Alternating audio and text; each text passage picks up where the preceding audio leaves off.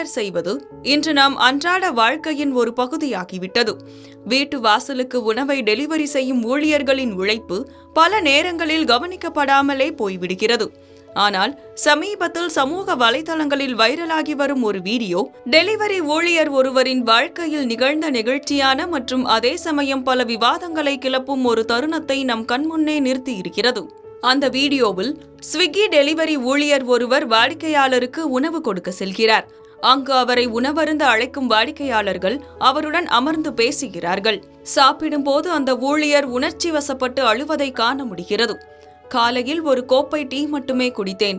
நாள் முழுவதும் வேலை செய்ததில் எனக்கு பசி எடுப்பதையே மறந்துவிட்டேன் என்று அவர் கூறிய வார்த்தைகள் காண்போரை உருக்கியது.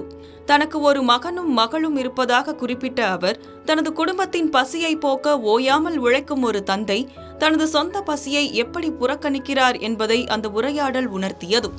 அந்த வாடிக்கையாளர்கள் அவருக்கு உணவளித்ததோடு அவர் வீட்டுக்கு எடுத்து செல்ல கூடுதல் உணவையும் அன்புடன் பார்சல் செய்து கொடுத்துள்ளனர். இருப்பினும் இந்த வீடியோ இணையத்தில் கலவையான கருத்துக்களை உருவாக்கியிருக்கிறது.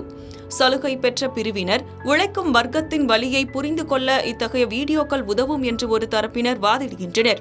ஆனால் மற்றொரு தரப்பினர் முக்கியமான கேள்விகளை எழுப்புகிறார்கள். ஒருவர் தனது பலவீனமான தருணத்தில் இருக்கும்போது அதை வீடியோ எடுத்து பதிவிடுவது எந்த வகையில் நியாயமானது? மனிதாபிமானத்தை காட்டிக்கொள்ள புகழை தேடுவது தேவையா என்கின்றனர். மேலும் அந்த வீடியோவில் இடம்பெற்றிருந்த தன் குழந்தைகளுக்காக பசியை மறந்த தந்தை என்ற வாசகமும் விவாதத்தை கிளப்பியுள்ளது. இது குடும்பத்துக்காக உழைக்கும் பெண்களின் பங்களிப்பை குறைத்து மதிப்பிடுவதாக பலரும் சுட்டிக்காட்டியுள்ளனர். உழைப்பு என்பது பாலினத்தை தாண்டி அனைவருக்குமானது.